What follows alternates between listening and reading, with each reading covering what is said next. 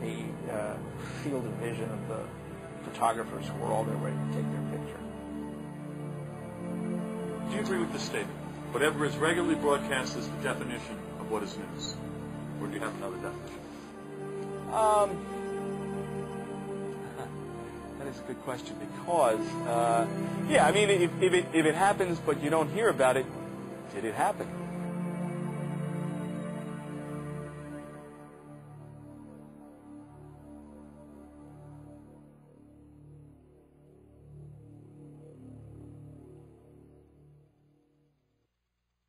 But by and large, on the right at least, media and concern about media is at the top of the list. Republicans and the right wing mobilize, they organize, they train people to be in the media. Right-wing foundations spend money on media programs. They fund and subsidize a media presence to create an environment friendly to the views of a real minority in our country by actual numbers.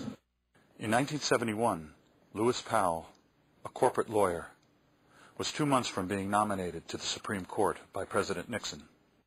He wrote a memorandum expressing his concerns about how consumer activists and progressives were infecting the general population with an anti-corporate bias. This treatise circulated among a number of wealthy industrialists. One of them was Joseph Coors, who in 1972 provided initial financing of $250,000 for the Heritage Foundation. So began the neoconservative movement to influence the media. What we've seen since the mid-1970s is that all the great conservative foundations have devoted almost all their money to ideological warfare. So much of journalism depends on who the source of the story is. And so you've seen the creation of these foundations or institutes in Washington, like the American Enterprise Institute, the Heritage Foundation, the Cato Institute, that basically are extraordinarily well-funded groups. Reclusive billionaire Richard Mellon Scaife funds many of the right-wing think tanks. He also underwrote the Arkansas Project, a 4-year multi-million-dollar effort to investigate President Clinton. What has happened is resident fellows at the think tanks are paid to create rationales for predetermined economic and political positions, much like it was done in the old Soviet Union. The truth of the matter is that billions of dollars are being spent to convince the public that their interests and those of the corporations are the same. The first few times they employ one of these right-wing experts, they'll be called from the conservative American Enterprise Institute or from the conservative Cato Institute. But over time, they just drop that. And pretty soon it's just from the Cato Institute, and pretty soon it's just analysts. If you're a source and you can have someone weigh in on trade deals, on Supreme Court appointments, on tax bills, giving your perspective, if you've got a series of people who sound like they know what they're talking about, of all sorts of degrees, you can really influence the news. Powell singled out commercial TV and the judiciary as areas to influence. TV because it shapes people's minds. The judiciary because many crucial decisions are made by the courts. We have always had an unrealistic view of our judiciary. We don't hold our judges and our judiciary in general to the same standards of reporting as we do the legislative branch or the executive branch. There's much less coverage. If the Supreme Court had done for Al Gore what it did for George Bush, I give you a 100% guarantee that I would have written the same identical book, The Betrayal of America. 5 members of the United States Supreme Court committed, in my opinion, and I feel very strongly about this, one of the biggest and most serious crimes in American history when they stopped the recount in Florida, took the election away from the American people, and handed it to George Bush. And in a fair and just world, these 5 justices belong behind bars as much as any American white-collar criminal who has ever lived.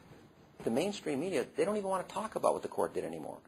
Their position is, and they've made it very, very clear, the election is over with. We've moved on to covering other matters. Now, mind you, and this is not to defend President Clinton, but this is the same group, the mainstream media, who pursued Clinton not just day after day, not just week after week, not just month after month, but year after year These 5 justices are ardent Federalists, states' rights advocates. And they've said over and over again, we let state courts interpret state law. December the 8th, the Florida Supreme Court ordered a manual recount. The recount started the following morning, a Saturday, December 9th, 8 o'clock.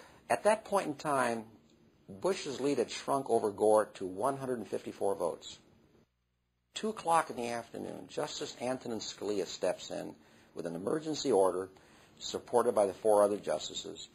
He said, we got to stop this recount because if it continues, it could, quote, threaten irreparable harm to George Bush, unquote. So even though the election had not yet been decided, the incredible Scalia was presupposing that Bush had won the election, and any recount that showed that Gore had won would threaten irreparable harm to George Bush. Now, if that doesn't show that these justices were trying to steal the election for George Bush, what in the world would? We're supposed to believe as Americans that all judges have some sort of saint-like qualities, that they're not political in any way, and that we can't even discuss it. Justice Clarence Thomas's wife works for the Heritage Foundation, a very conservative think tank in Washington, D.C., that assisted Governor Bush in his transition to power. We don't look at their financial holdings. We don't look at the trips they take to conferences sponsored by ideological groups that want them to rule certain ways. The night of the election, November 7th, Sandra Day O'Connor's at a cocktail party in Washington, D.C. with her lawyer husband, John. Dan Rather comes on the air at 8 o'clock and announces that it looks like Florida's going for Al Gore, whereupon O'Connor blurts out, that's just terrible. She was angry. She was upset. The Wall Street Journal found 3 witnesses at the party to confirm that story. Newsweek found 2. Both the Wall Street Journal and Newsweek went to Sandra Day O'Connor for a comment. She declined comment.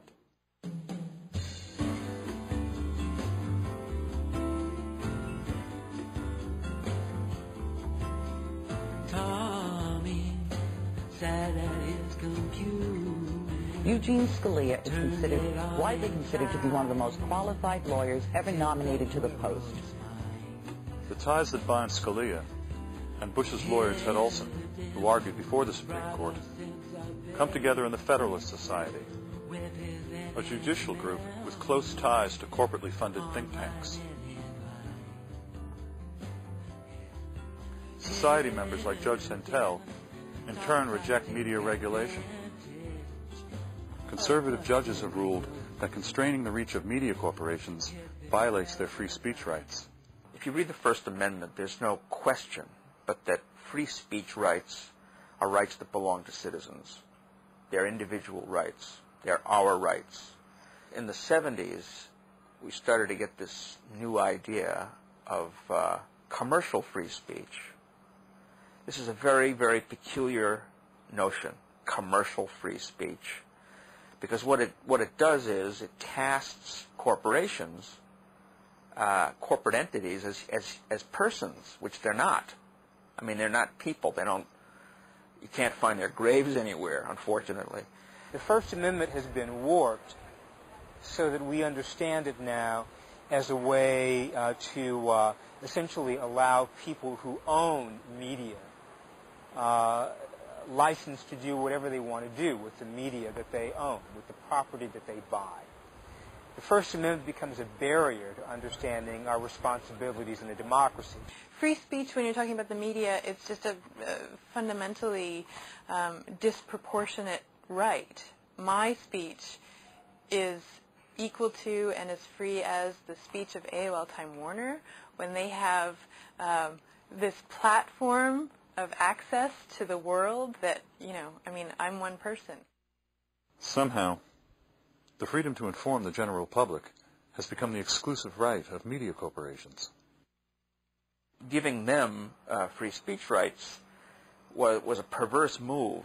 And in fact, it was the kind of thing that conservatives, rock-ribbed conservatives, had ruled out, as recently as the 40s. During the Clinton administration in 1996, behind closed doors, the rules of the airwaves were rewritten.